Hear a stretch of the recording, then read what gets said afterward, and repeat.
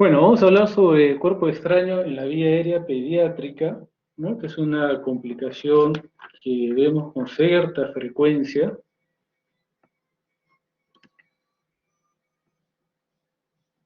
Y hay que pues entender que lo habitual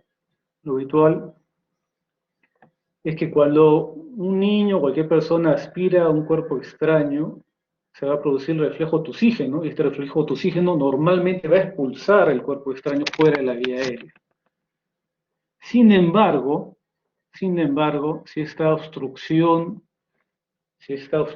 aspiración de cuerpo extraño va más allá de la vía aérea, o sea, si la tos no es adecuada, se va a producir obstrucción de la vía aérea y dependiendo de la altura a la cual se produce la obstrucción de la vía aérea, el paciente puede entrar en insuficiencia respiratoria e incluso puede fallecer.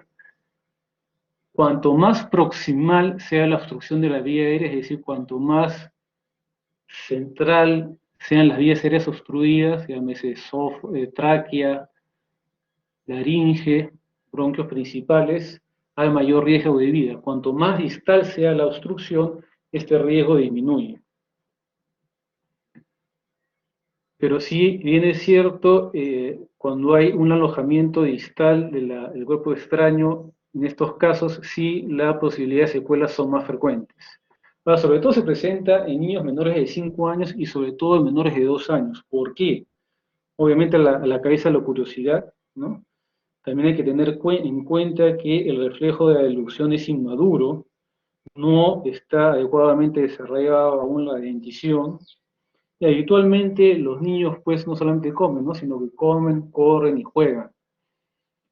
Todo esto favorece a que los niños y sobre todo los menores de 2 años puedan aspirarse. El 60 o 80% de los cuerpos extraños, por lo tanto, que son aspirados, son vegetales. Y entre ellos, los más peligrosos son los frutos secos. ¿Por qué? Porque los frutos secos entran con facilidad, pero una vez que llegan a la vía aérea y se alojan en la vía aérea, como el tejido circundante es húmedo, estos tejidos secos, estos frutos secos se hidratan y se hinchan, pero llegan a producir una obstrucción total. Es más, los vegetales son altamente inflamatorios. O sea, no solamente se hidratan, sino que producen rápidamente una reacción bioquímica circundante que inflama la mucosa y produce una obstrucción. De hecho, pues el bronquio principal derecho es la zona preferida de alojamiento de los cuerpos extraños cuando ya pasa de la vía aérea central, básicamente por razones anatómicas, ¿no? El bronquio derecho es más ancho, tiene una ubicación, una disposición más recta que el bronquio izquierdo. Fíjense ustedes que la aspiración de cuerpo extraño representa el 40% de las muertes accidentales en menores de 1 año. Fíjense lo importante que es.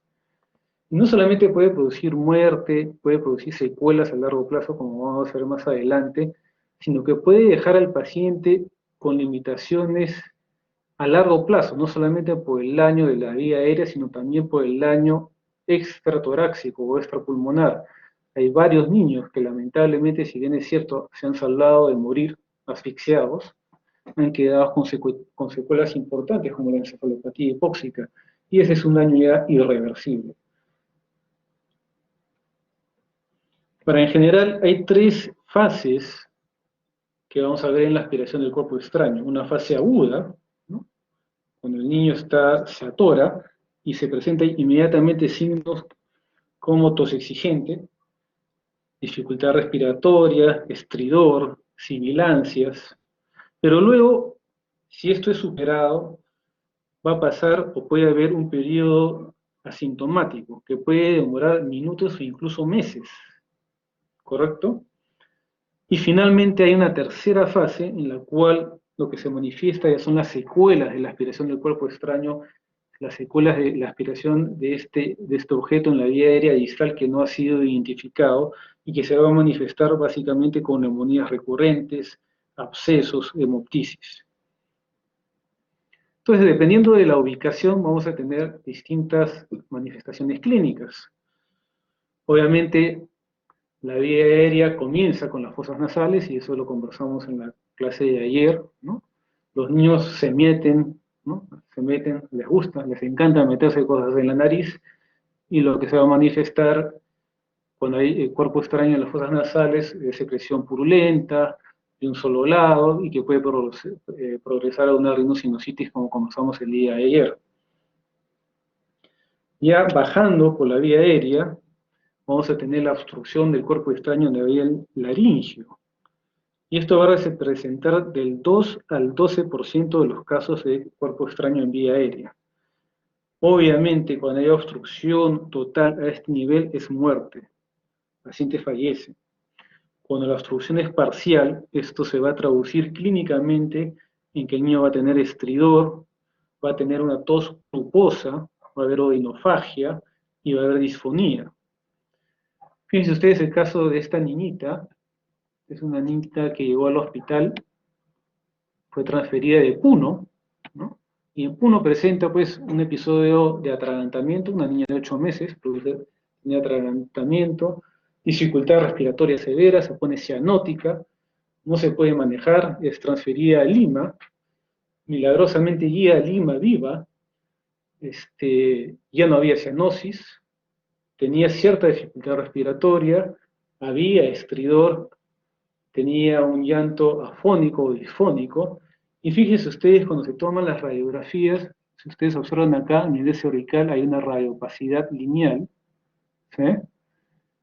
Y en la radiografía lateral, fíjense ustedes esta imagen acá radiopaca, ¿no? Al final, si es una broncoscopía, que fue convertida en una broncoscopía rígida, y lo que hemos extraído de esta niñita de 8 meses fue esto, es un cartílago de alpaca, ¿no?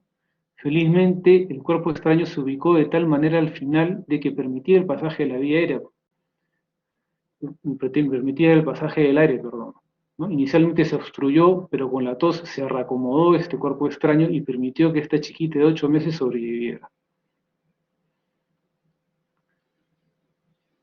A nivel, también el cuerpo extraño se puede ubicar a nivel de tráquea, es decir, más abajo, estamos hablando de este nivel aproximadamente, y cuando los cuerpos extraños a nivel traqueal representan el 7% de los casos, el cuadro clínico va a ser tos, exigente, va a haber estridor, va a haber dificultad respiratoria, y una característica patognomónica de la presencia de cuerpo extraño a nivel de tráquea es un golpe o choque audible, sobre todo en cuerpos extraños que no ocluyen obviamente en la totalidad de la tráquea, son relativamente pequeños, entonces cuando el paciente tose, el cuerpo extraño se desplaza para ser expulsado, y en ese camino de ser expulsado chocan con las cuerdas vocales, ¿no? Y ese es el gran problema que uno tiene al tratar de extraer el cuerpo extraño, las cuerdas vocales. Es un filtro. Y las cuerdas vocales, cuando uno tose, se cierran, ¿no? Hay un reflejo para aumentar la presión. Entonces, ese golpeteo a nivel cervical, a nivel de la tráquea, se puede ajustar e incluso sentir en algunos casos, ¿no? En general, cuerpo extraño a nivel laringotraqueal presenta 4 o 5 veces más complicaciones que en cualquier otra ubicación de la vía aérea. Es la zona más peligrosa. Pero de hecho, la ubicación más frecuente del cuerpo extraño es a nivel bronquial, ¿no? Representa el 80% de casos de aspiración de cuerpo extraño. Y en este caso, el cuerpo extraño, cuando se ubica a nivel bronquial, como les dije habitualmente, por anatomía se ubica en el lóbulo, en el bronquio derecho, y habitualmente estos pacientes presentan tos exigente y sibilancias unilaterales, ¿no? Ahora, fíjense ustedes que cuando uno piensa en cuerpo extraño y en bronquio, se le viene a la cabeza inmediatamente en la radiografía de tórax visualizar un colapso de esa parte dependiente de ese bronquio obstruido. Es un colapso, una radiopacidad. No, fíjense ustedes el caso de este caso, ¿no? Que es un niñito de 8 años que presenta un atragantamiento, dificultad respiratoria progresiva, le escuchan sibilancias, le toman esta radiografía de tórax, aparentemente normal, ¿sí? No hay atelectasia por ningún lado, ¿no? Este es el mediastino, la silueta cardíaca, campo pulmonar derecho y campo pulmonar izquierdo. Ninguna radiopacidad que nos llame la atención.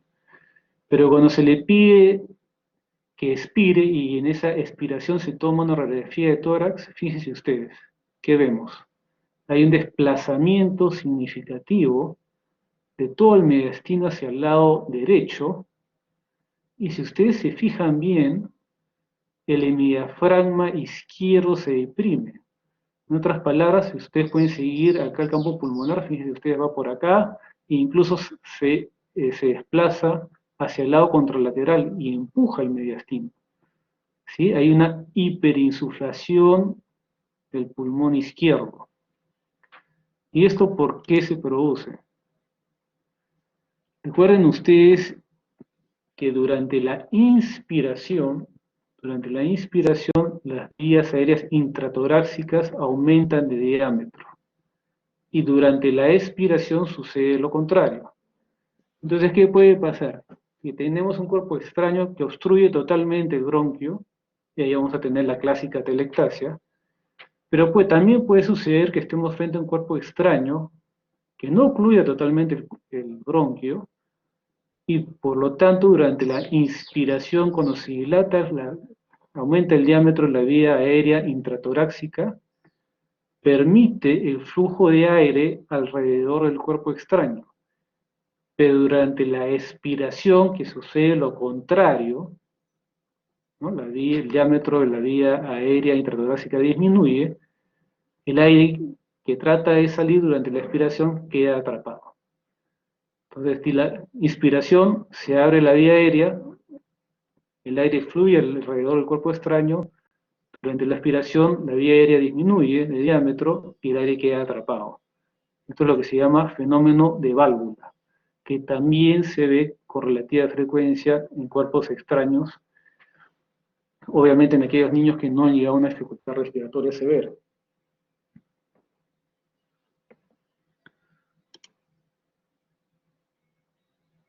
Este es el caso de un niño de 2 años de edad, previamente sano, está con la mamá, está comiendo y de un momento a otro se atraganta, comienza a toser exigentemente, se pone cianótico, la mamá lo lleva rápidamente a un hospital acá en Lima. Cuando llega al hospital, el paciente tiene cierta tos, ya no hay dificultad respiratoria, obviamente ya no está cianótica, lo examinan, encuentran uno que otro roncante y subcrépito, lo mantienen en observación, le toman esta placa de tórax, fíjense ustedes, una placa de tórax aparentemente normal, y lo mandan a casa. 2 semanas después, la mamá se queda angustiada por el evento traumático que había observado, ¿no? Prácticamente vio casi la muerte de su niño, se puso morado, ¿no? Fue algo impactante para la mamá, y acude al hospital donde nos encontramos, con la historia que les acabo de relatar, el paciente asintomático, totalmente asintomático, examen físico normal, esta es la radiografía que le tomamos, ¿sí? También una radiografía torácica aparentemente normal, pero con esa historia y esa sospecha se decide hacer una broncoscopía flexible exploratoria. Y fíjense ustedes con qué nos encontramos. Este es el bronquio izquierdo, ¿no? Bronquio izquierdo, y en el bronquio derecho, el cuerpo extraño. 2 semanas después. Este es otro caso similar, exactamente con la misma historia, casi la misma edad, 2 años más. Este paciente no fue sometido a una broncoscopía exploratoria, comienza a tener neumonías derechas de difícil manejo, que se abscedan, y llega esto, ¿no? Llega una lobectomía, porque era una neumonía que no se podía controlar por aspiración de cuerpo extraño, una de las secuelas tardías de aspiración de cuerpo extraño. Por lo tanto, todo niño con sospecha fundada de aspiración de cuerpo extraño debe ser sometido a una broncoscopía flexible diagnóstica. ¿correcto?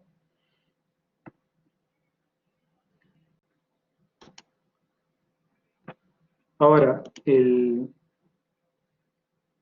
cuando hablamos de diagnóstico de aspiración de cuerpo extraño, la historia clínica, la anamnesis, nos va a dar el dato diagnóstico, va a tener el 80% de sensibilidad. El examen físico en aspiración de cuerpo extraño puede ser normal hasta en el 40% de los casos. Y la radiografía de tórax puede ser normal hasta en el 25% de los casos. Ahora, cuando no tenemos una historia clínica sugerente que nos ha pasado, ¿no? A veces el cuidador, el familiar, no quiere dar el dato, ¿no? Porque no es, para no tener problemas con los padres, es decir, que no lo ha cuidado bien al niño, entonces ha visualizado el evento, pero no lo ha notificado por temor. ¿En qué casos podemos sospechar de aspiración de cuerpo extraño sin tener una historia clínica florida como la que les acabo de relatar en los casos anteriores?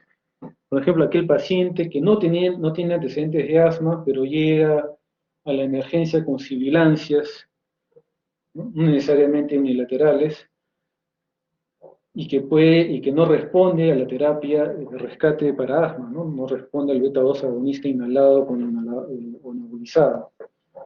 O aquel niño que tiene episodios recurrentes de neumonía, sobre todo en la misma ubicación o localización. O aquel paciente que tiene atelectasias persistentes, hiperinsuflación persistente en la radiografía de tórax, en las mismas ubicaciones, o neumonías de difícil manejo y formaciones de abscesos, ¿no? Todos esos datos son sugerentes de aspiración de cuerpo extraño. ¿Para qué hacer frente a un niño que se aspira, ¿no? Imagínense ustedes que están frente a un caso, hay un niño que se aspira, cómo actuar, cómo ayudarlo. Entonces acá hay que valorar la gravedad y hay que ver lo principal, es decir, si el paciente que se ha aspirado, que se ha atragantado, tiene o no tiene un adecuado esfuerzo de tos, una tos efectiva. Si el niño está tosiendo adecuadamente con un buen esfuerzo, no se hace nada, se observa nada más, se le apoya que siga tosiendo. La tos efectiva, fuerte, en un niño sano es la mejor manera de permeabilizar la vía aérea. El problema es cuando este esfuerzo de tos no es efectivo, porque el cuerpo extraño en la vía aérea no lo permite. Y acá nos vamos a poder enfrentar a dos escenarios. Un escenario en el cual el paciente no puede toser efectivamente, pero está consciente, y lo que se hace es realizar maniobras para permeabilizar la vía aérea. El objetivo de estas maniobras no es que expulse el cuerpo extraño, sino que se permeabilice la vía aérea. El problema y el otro escenario, el más grave obviamente, es cuando el paciente ya está inconsciente. Entonces, en este escenario, ¿qué debemos hacer? Primero, ubicar al paciente en una posición segura, permeabilizar la vía aérea y poner la vía aérea de tal manera que la ventilación sea fácil para el paciente. ¿Y cuál es esta posición? Es en el cúbito dorsal,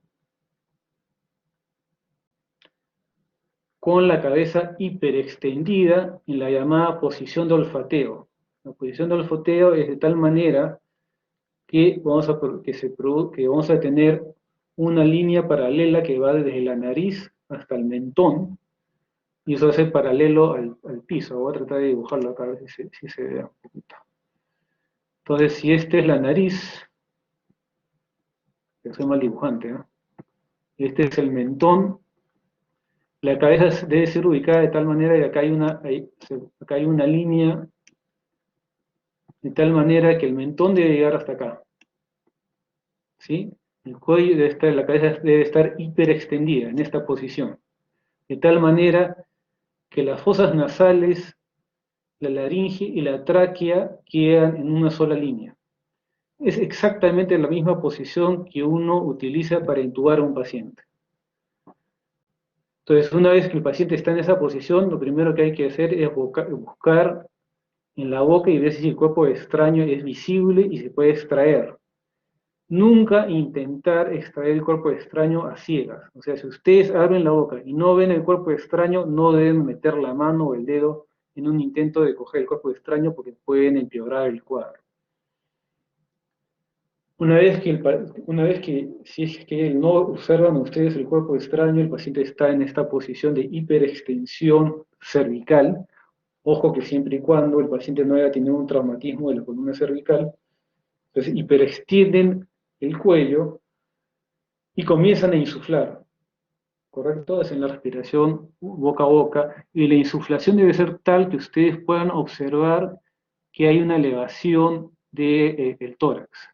Ahora, ¿con qué frecuencia? Esto ya es RCP y esto lo deben aprender todos. Además, es un requisito hacer RCP básico cuando ustedes entran a trabajar en una institución y ahí se hacen las maniobras de reanimación para todas las edades, ¿no? Pero en general, para ir adelantándoles, uno comienza, si está solo, a hacer 30 compresiones torácicas por 2 ventilaciones. Cuando tienes ayuda, ya es 15 compresiones y 2 ventilaciones, ¿no? Y la diferencia es que cuando estamos con cuerpos extraños, estamos manejando cuerpos extraños cada 2 minutos, si están ustedes solos, están con ayuda, alguno de los dos debe ir observando a ver si es que se ha expulsado el cuerpo extraño a la boca y retirarlo. Entonces ese es el peor escenario, el que más temor da a cualquiera, obviamente. La otra alternativa es que haya una tos no efectiva, pero el paciente está consciente. Y acá comenzamos a hacer las maniobras para ayudar a permeabilizar la vía aérea y que el paciente pueda movilizar el cuerpo extraño.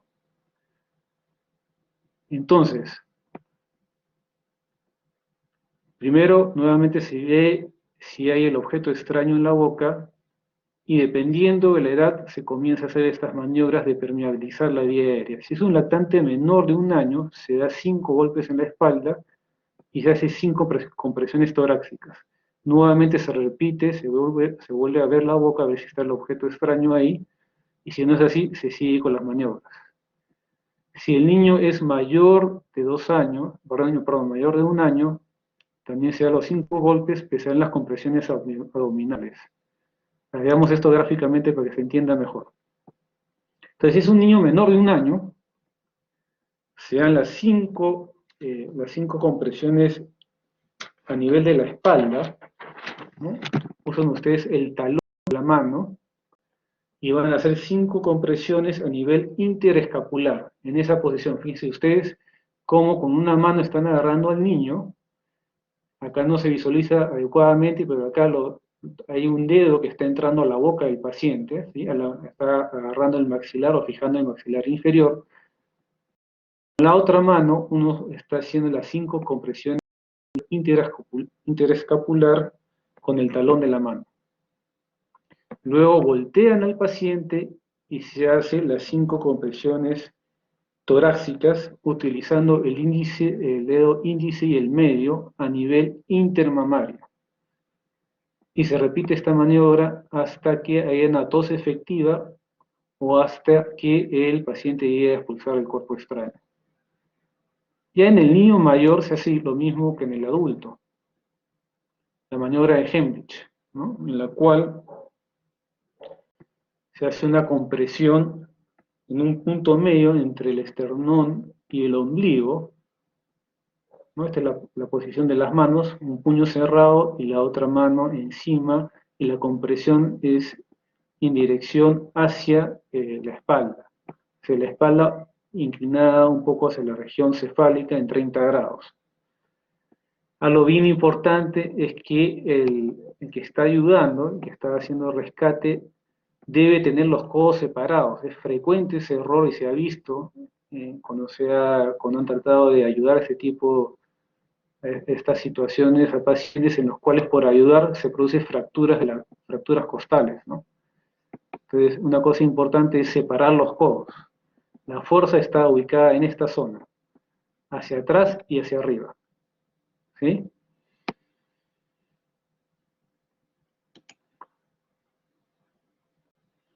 Complicaciones de aspiración de cuerpo extraño, obviamente la obstrucción de la vía aérea, que puede llevar a la pérdida de la vida, pero también es frecuente ver en la aspiración de cuerpo extraño síndromes de fuga de aire, neumomediastina y neumotórax. Hay hemoptisis, edema laringio es súper frecuente, incluso la aceleración laringea, sobre todo en aquellos cuerpos extraños que han producido dificultad respiratoria. Estas son complicaciones agudas, ¿sí? Son complicaciones agudas. Y luego tenemos ya las complicaciones crónicas, ¿no? Aquel cuerpo extraño que ha estado bastante tiempo, no ha sido identificado, no ha sido diagnosticado. Puede presentarse estenosis bronquial, fístulas traqueosofágicas o traqueobronquiales, bronquiectasias distales, como hemos visto el caso de neumonía, abscesos, ¿no? Y bronquiectasias que llevan a abscesos, ¿no?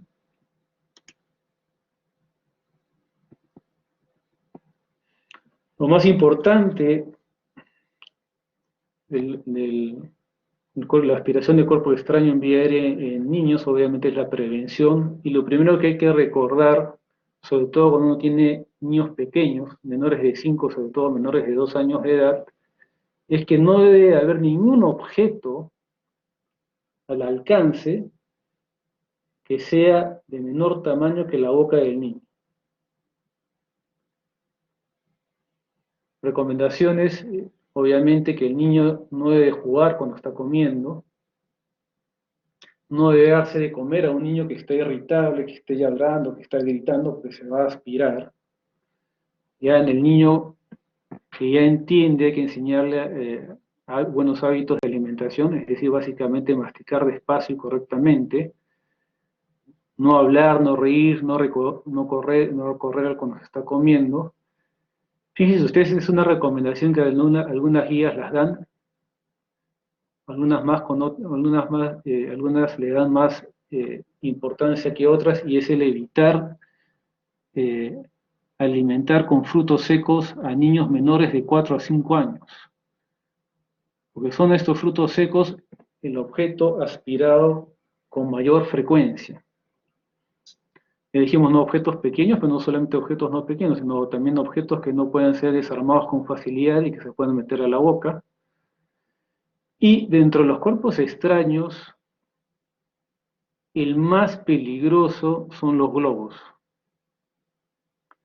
La clásica situación de que el niño está jugando con el globo, se lo mete a la boca, lo muerde, y ahí puede ser un evento catastrófico. Porque en ese momento que el niño se mete el globo a la boca, lo muerde, se revienta, hace un ruido que asusta al niño, y el reflejo inmediato va a ser el de aspirar, el de tomar aire. Entonces, ese látex, dependiendo del tamaño, el pedazo que se ha roto, se aspira con facilidad la vía aérea y ocluye totalmente la laringe o la tráquea. Y ahí sí no hay nada que hacer. Ese es el peor escenario imaginable, ¿no? La aspiración de material de látex en esa manera, ¿no? Porque entra con presión negativa, y el látex se pega a la vía aérea, y es lamentable, ¿no? O sea, no da el tiempo ya para hacer nada de lo que hemos explicado anteriormente, ¿no? No hay cómo expulsar eso.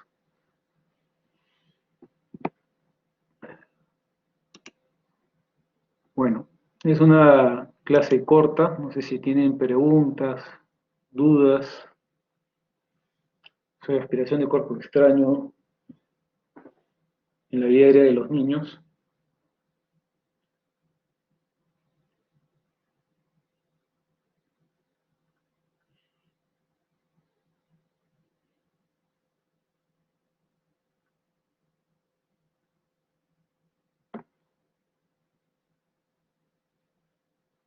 ¿Alguna duda que tengan? ¿Alguna situación que hayan visto parecida? Sí, Doctor, buenas tardes. Sí, buenas Eh, tardes. yo quisiera preguntarle sobre todo acerca de los momentos de tomar la decisión, ¿no? En este tipo de casos es importante tomar decisiones en el momento para evitar complicaciones. Y en base a eso quería preguntarle, más o menos, en base a los tiempos, ¿qué actitud debemos tener? Por ejemplo, tenemos un paciente, un niño que empieza con un cuerpo extraño y, o sea, reciente, ¿no? Hice un atragantamiento, por ejemplo, y más o menos tiempo debemos actuar y cuando ya es más crónico, más o menos cómo debemos enfocarnos en base al tiempo, o sea, para no dejar que surjan complicaciones como la que ya mencionó de pacientes que llegan hasta la lobectomía o incluso peor. Claro, o sea, tu pregunta tiene dos escenarios, por lo que te entiendo, ¿no? Que estás ahí como protagonista del evento, o sea, estás ahí y te tocó pues ver una aspiración de cuerpo extraño, ¿no? Esa es tu primera parte de la pregunta, ¿no? Y la segunda parte es cuando ya estás en el hospital o en consultorio y te guía el paciente con esa historia, ¿sí? Así entiendo yo la pregunta, ¿correcto? Sí, doctor. O sea, ¿qué tiempo debemos en ambos escenarios, o sea, esperar Ya. mínimamente, ¿no? Como para actuar, tomar actitudes.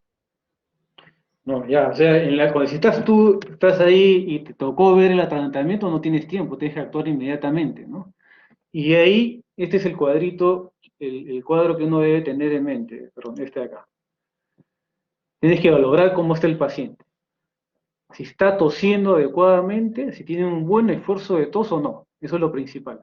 Si tiene un buen esfuerzo de tos, te puedes quedar tranquilo y comienzas a desplazarte hacia un centro de salud que te puedan apoyar, o a llamar a alguien que te pueda apoyar. El problema es cuando tú ves que el paciente no está tosiendo adecuadamente, no hay un adecuado reflejo de tos, o sea, ese cuerpo extraño no se va a mover.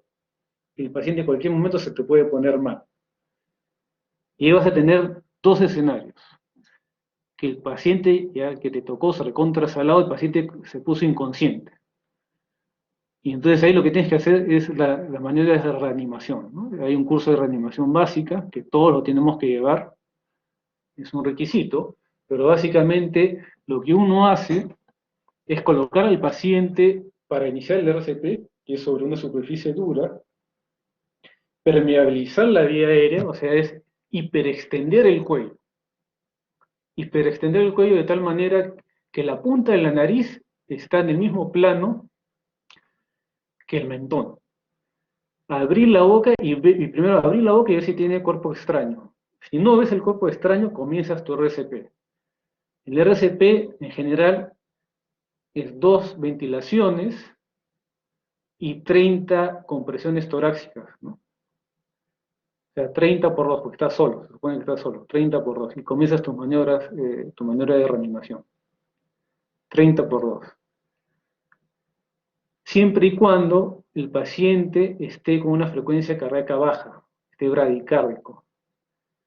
Si el paciente no tiene bradicardia, tiene un buen pulso, tú solamente vas a hacer ventilación.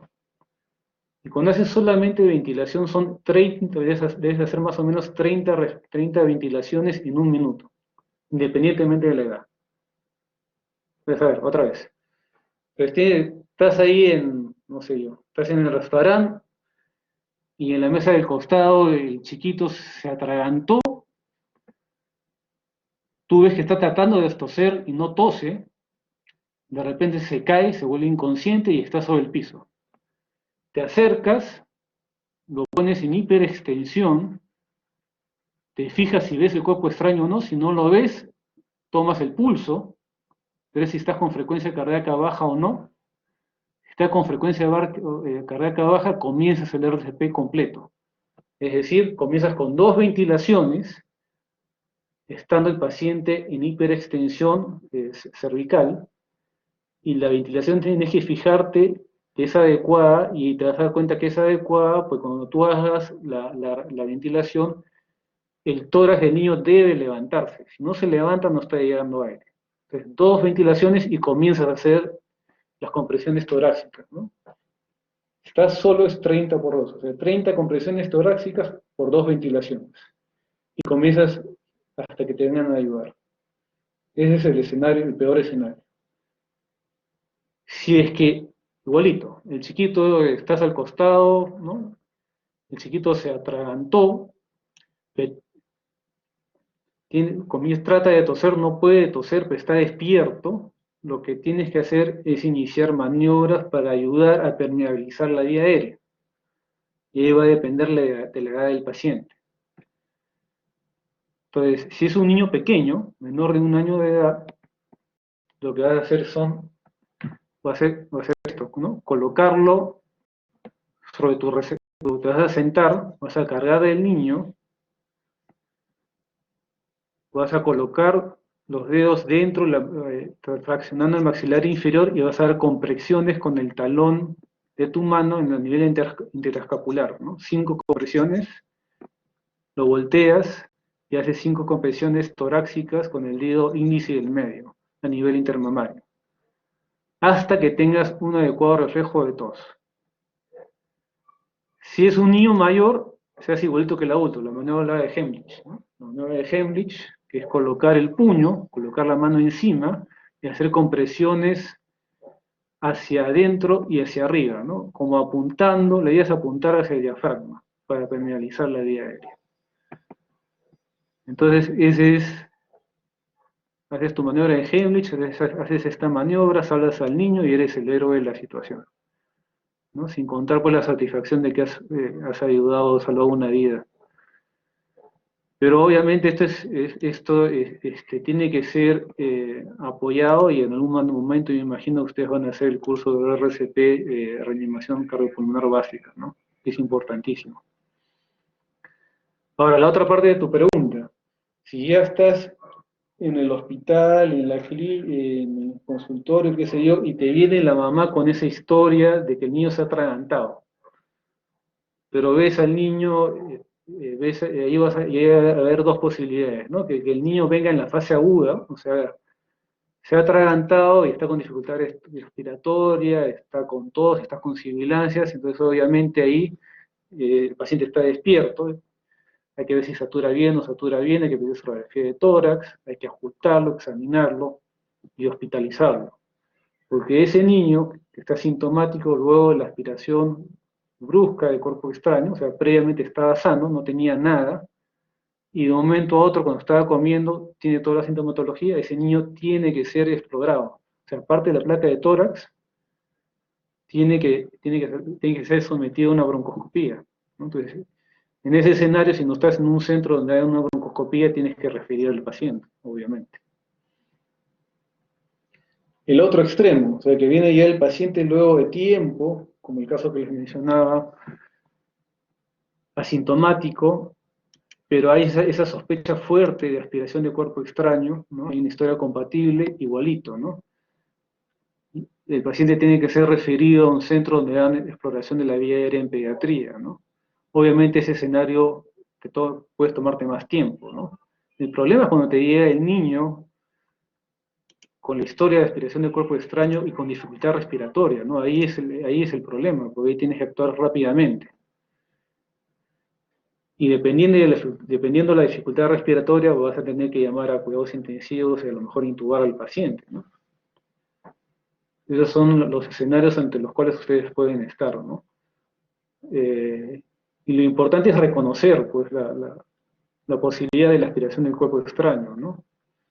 Que no se les vaya a pasar, y por eso puse este caso que lo vimos en estos dos casos, en realidad, ¿no? Que los hemos visto. O sea, que llegue, no hay nada al examen físico, placa de tórax normal, y lo mandas a casa, ¿no? Y si no le haces la broncoscopía, se va a pasar como el otro niño, porque tiene que ya es una complicación, una secuela, que termina pues en una cosa más complicada, ¿no? Entonces la idea es que no se pase eso, que no se les pase la posibilidad de que este niño tenga una aspiración de cuerpo extraño. Si hay sospecha de aspiración de cuerpo extraño, tienen que ustedes derivar al paciente a un centro donde pueden hacer una exploración endoscópica.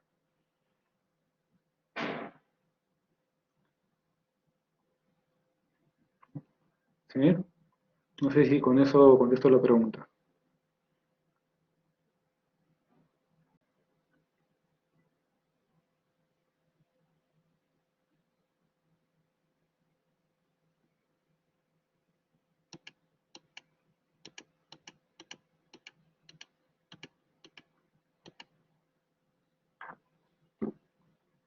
¿Sí?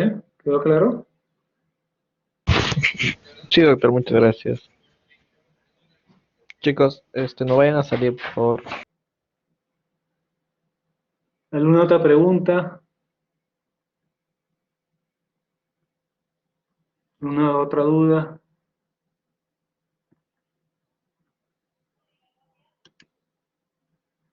¿Todo bien?